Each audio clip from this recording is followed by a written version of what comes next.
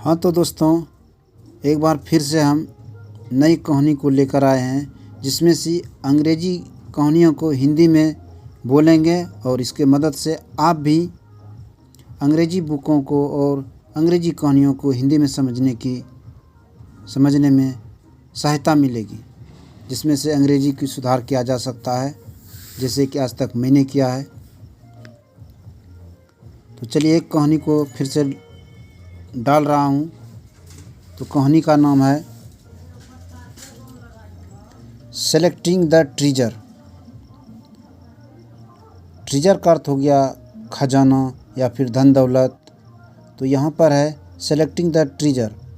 यहाँ ट्रेजर का अर्थ हो जाता है एक प्रकार का खजाने को देख रेख करने वाला, अर्थात खजाने को देख रेख करने वाले को चुनाव करना, कि किस तरह से चुनाव करेंगे खजाने को देख रेख करने वाले की, उसकी एक कहानी है। Once the old treasure of a king. एक राजा के पुराने खजाने को देखभाल करने वाले अर्थात कोषाध्यक्ष मर गए थे।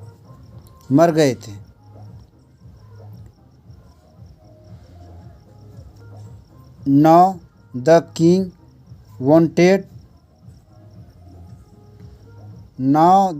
wanted an honest treasure। अब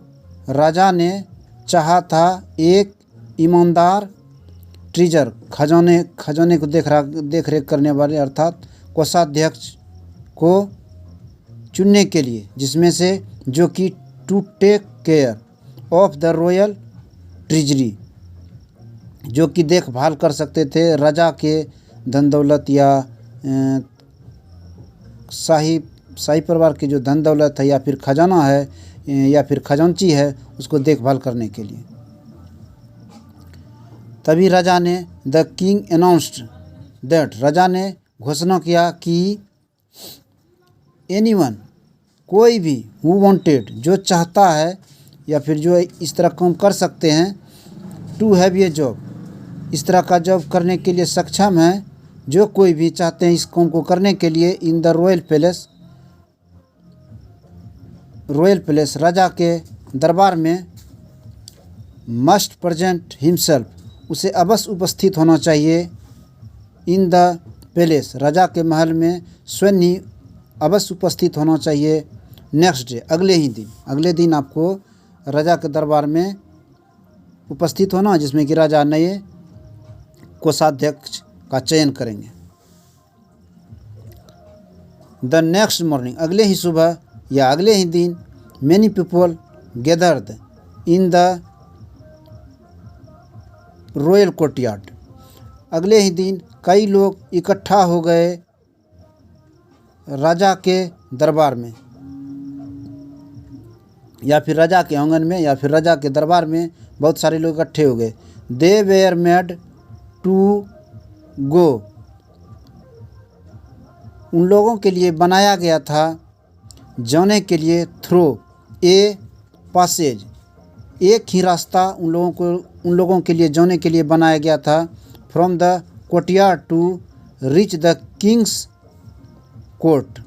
मतलब राजा के दरबार से आपको राजा के कोर्ट तक पहुंचने के लिए एक ही रास्ता को बनाया गया था, जिसमें से सारे लोगों को गुजरना था। इन द पैसेज, रास्ते में, देयर वेयर मैनी पोट्स, कई बर्तन जो थे, रास्ते में कई बर्तन, फुल ऑफ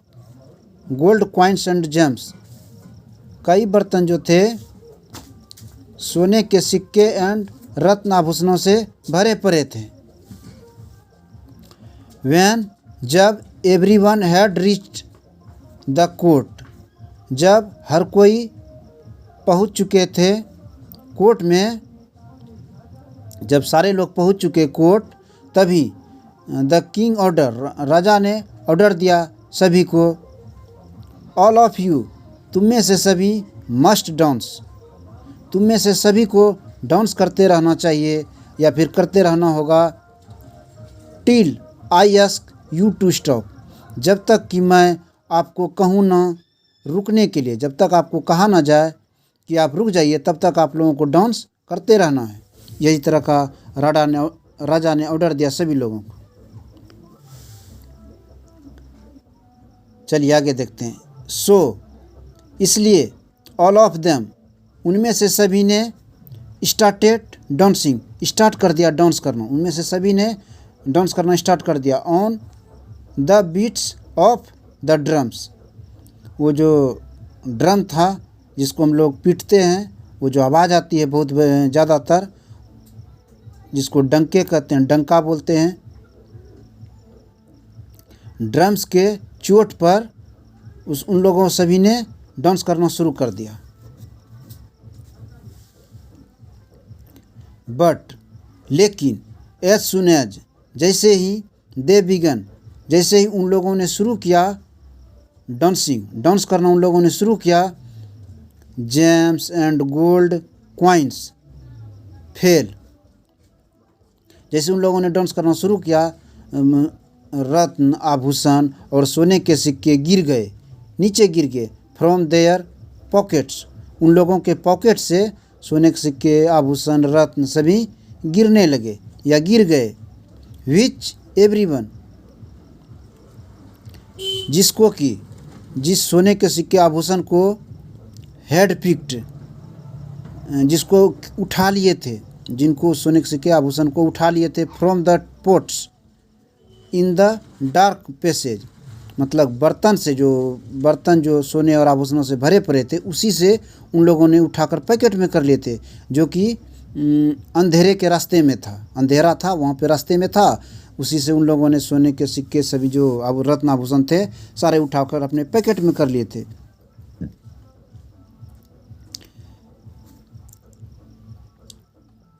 ओनली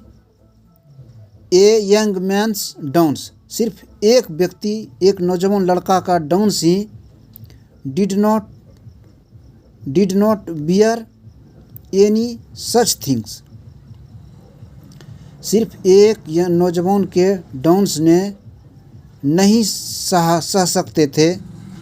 या वहन नहीं कर सकते थे या इस तरह से एक्टिविटी नहीं कर सकते जो